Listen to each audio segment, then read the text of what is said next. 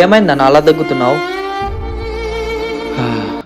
Doctor sir నేను రేపో మాపో అని చెప్పి వెళ్ళాడురా.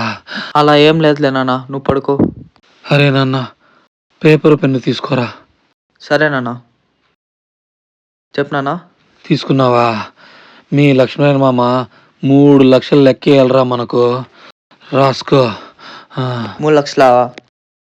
మన ధనంజయ్ మామ 2 లక్షలు లెక్కేయాలరా మనకు.